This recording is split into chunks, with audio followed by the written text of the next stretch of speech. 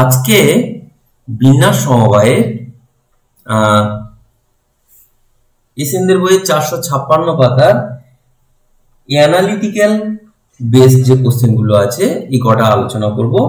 তো প্রথম প্রশ্নটা আছে, চারজন পথিক কোনো এক শহরে গেল, সেখানে 5টি হোটেল রয়েছে, কোনো দুজন একই হোটেলে যদি না থাকে তাহলে তারা কত রকম ভাবে থাকতে পারবে। তো এরকম ধরনের প্রশ্ন আমরা আগেও আলোচনা করেছি। 5টা হোটেল রয়েছে, 4জন লোক গেছে। তো মনে করো এরকম 5টা হোটেল রয়েছে, তো 4জন লোকের আমি মনে করছি প্রথম জন আমাদের যে কোনো একটা চুজ করতে পারবে, সুতরাং তার ক্ষেত্রে অপশন হচ্ছে 5টা। তো যদি একটা ভরাট হয়ে যায় তাহলে দ্বিতীয় জনের ক্ষেত্রে পড়ে রইবে 4টি অপশন। যদি আরো একটা ভরাট হয়ে যায় তাহলে তৃতীয় জনের ক্ষেত্রে পড়ে রইবে 3টি অপশন, এবং চতুর্থ যে তার জন্য পড়ে থাকবে 2টি অপশন। তাহলে এটাই হবে আমাদের টোটাল বিন্যাস। তো তাহলে হচ্ছে 120। তো এখানে তোমার অপশন বি। আমরা যে ফান্ডামেন্টাল যে প্রিন্সিপাল পড়েছিলাম সেখানে আমরা জানি যে যত রকম প্রকার সবগুলোর গুণ হবে আমাদের টোটাল বিন্যাস সংখ্যা। তো এরপর দ্বিতীয় প্রশ্ন, চাঁদপাল ঘাট ও বটানিক্যাল গার্ডেনের মধ্যে 12টি ফেরি স্টিমার যাতায়াত করে। এক ব্যক্তি ড্যাশ রকমে চাঁদপাল ঘাট থেকে বটানিক্যাল গার্ডেনে গিয়ে অন্য একটি স্টিমারে ফিরে আসতে পারে। তার মানে এই লোকটি আমাদের যাওয়ার হচ্ছে 12খানা স্টিমার রয়েছে, 12টা আছে। তো এই লোকটি যেটাতে যাচ্ছে সেটাতে ফিরে আসবে না, অন্য স্টিমারে ফিরে আসবে। এটা মনে করো চাঁদপাল ঘাট আর এটা হচ্ছে বোটানিক্যাল গার্ডেন। তাহলে ও যাওয়ার জন্য 12খানা অপশন হাতে পাচ্ছে, আর ও প্রত্যেকটার জন্য 11টা করে অপশন হাতে পাবে। সুতরাং আমাদের টোটাল যে ওর যাতায়াত ঘটবে এই 12 গুণ 11 মানে 132 রকম উপায়।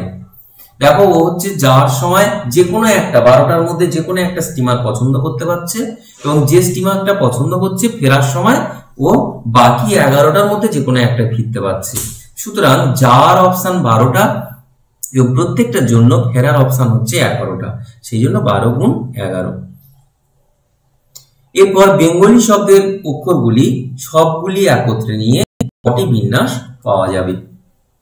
খেয়াল করো এখানে বেঙ্গলি শব্দে তোমার হচ্ছে 3টি 6টি 7টা অক্ষর রয়েছে।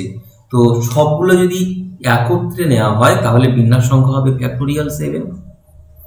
ফ্যাক্টোরিয়াল 7 মানে কত? তোমার হচ্ছে 720 ইন্টু 7।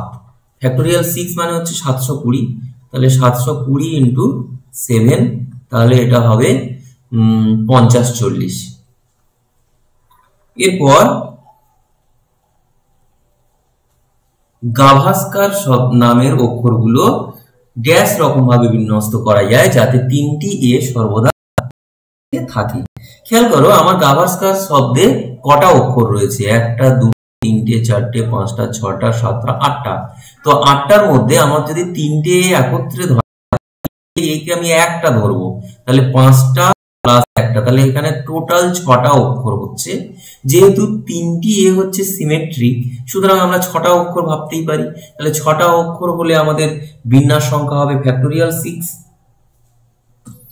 আমি আরো একবার বলবো, গাভাস্কার শব্দে 3টি এ রয়েছে আর বাকি 5টা অক্ষর রয়েছে। তার মানে টোটাল এখানে 3টি এ কে একটা অক্ষর ভাবতে হবে, কারণ 3জনে তো একসাথেই থাকবে এবং 3জনেই হচ্ছে একই রকমের দেখতে, 3টে এ একই রকম।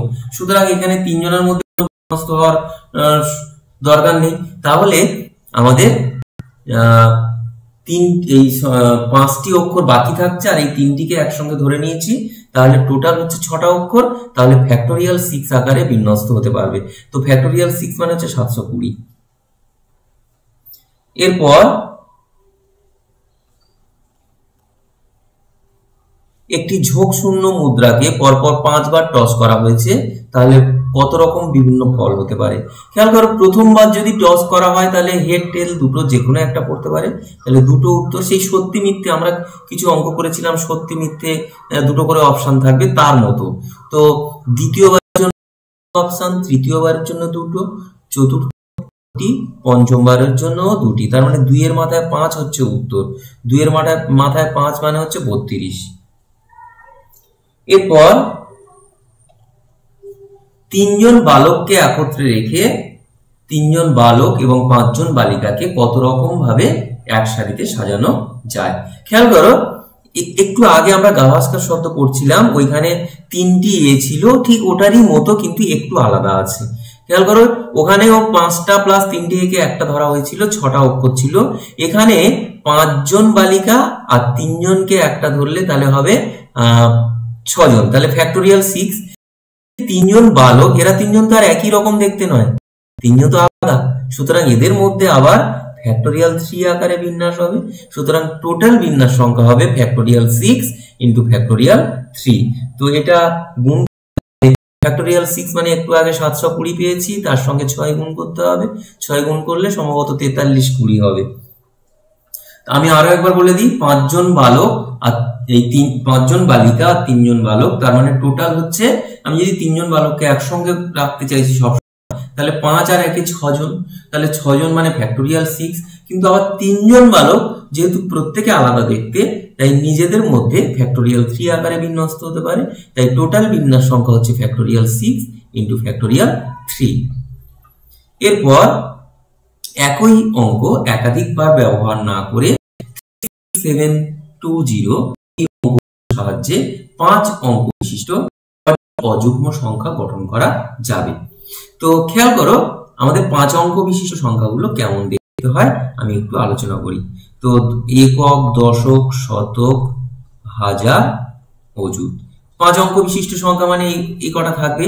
তো এখন এই অযুতের ঘরে শূন্য হলে সে সংখ্যাগুলো আবার 5 অঙ্ক বিশিষ্ট হবে না, তাহলে অযুতের ঘর শূন্য হওয়া যাবে না। তাহলে অযুতের ঘরটা আমি কত রকম ভাবে ভর্তি করতে পারবো?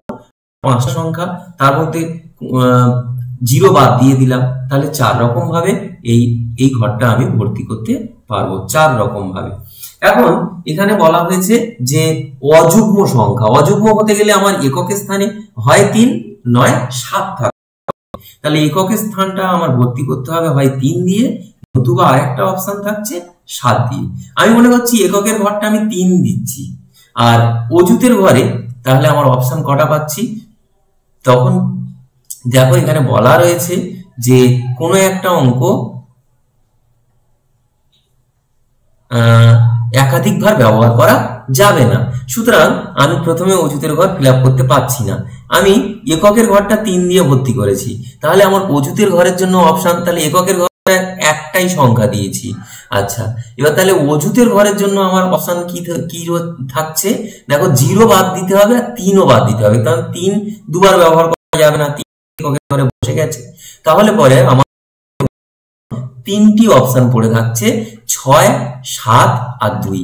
এই 6, 7 আর 2 আমি এখানে সংখ্যাগুলো আরো লিখছি, তাহলে তোমার বুঝতে আরো সুবিধা হবে।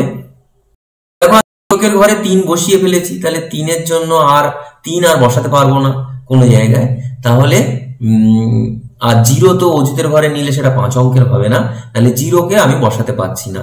তাহলে পরে আমার এক্ষেত্রে অপশন পেলাম অযুতের ঘরে 3টি, আর এককের ঘরে তো একটাই অপশন 3।